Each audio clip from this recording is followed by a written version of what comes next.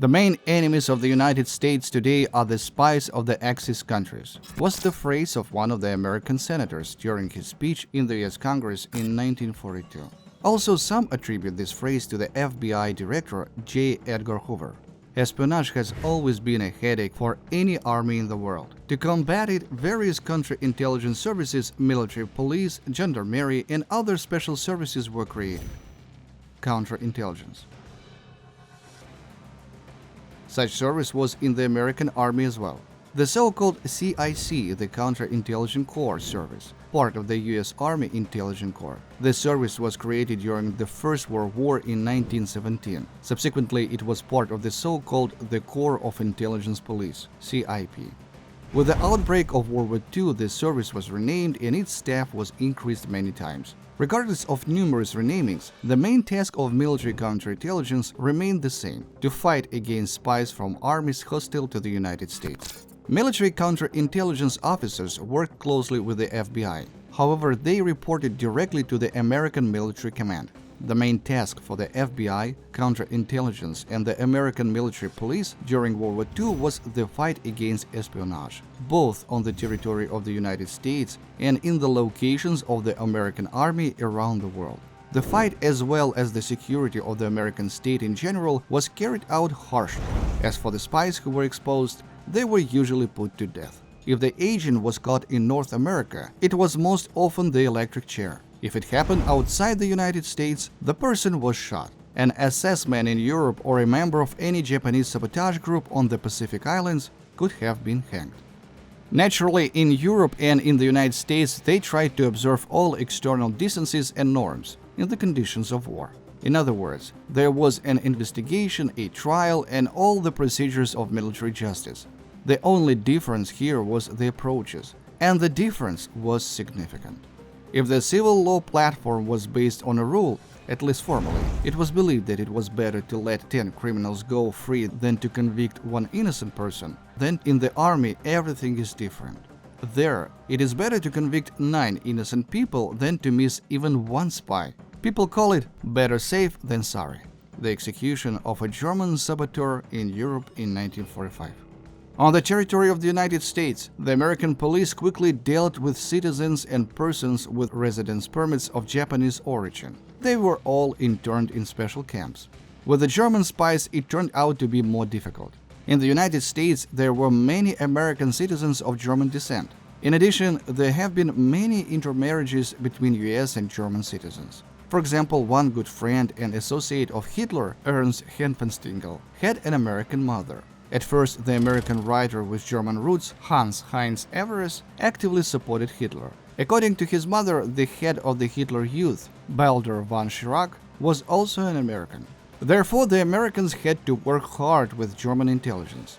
However, the vast majority of American Germans in the end turned out to be US patriots. So the Abwehr had to send agents from Germany to America. On the territory of Europe, German agents and saboteurs had to, at risk to themselves, penetrate into American rear areas or leave agents in the territories liberated by the Anglo-American troops. Hitler Youth. Perhaps a youngster from the Hitler Youth caused the most trouble for the American army in Europe. German youth were especially trained for espionage and sabotage. Special mention should be made about the Hitler Youth fighters. These young Nazis, if they did not get lost and did not immediately fall into the hands of the American military police, caused serious damage in the rear of the Allied armies. They blew up bridges, shot from secluded places at the backs of soldiers, and aimed German artillery at the location of American and British troops.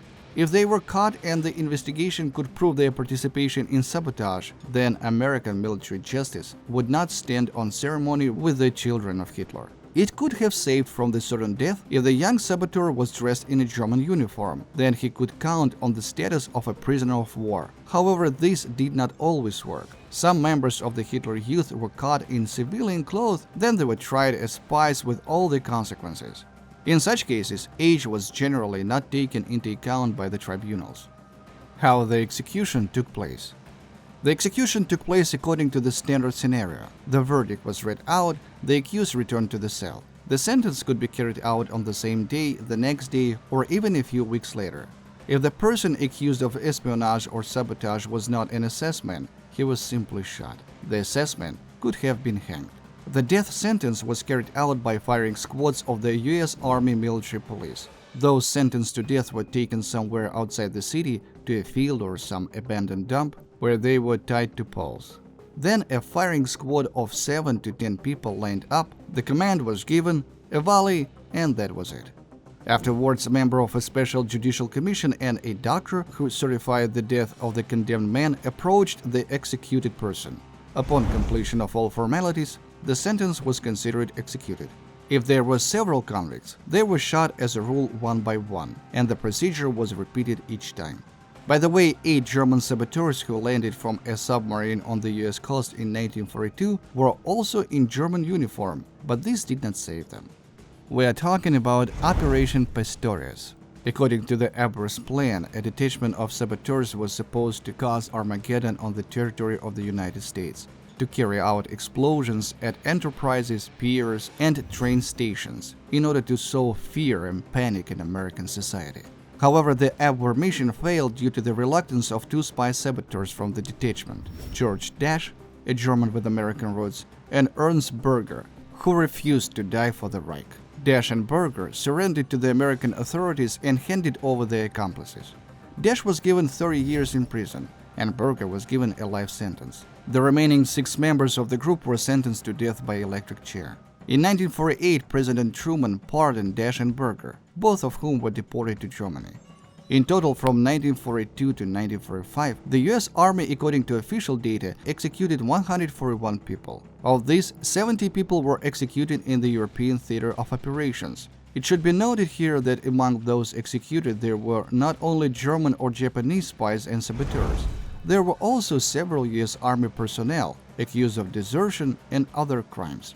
In addition, in the Asia-Pacific region, Americans were less polite towards the Japanese. Some Japanese soldiers and officers were shot and hanged on charges of espionage, sometimes without trial or investigation. During landing operations and battles on the islands, there was no time to comply with legal standards. And anyways, who would check it there?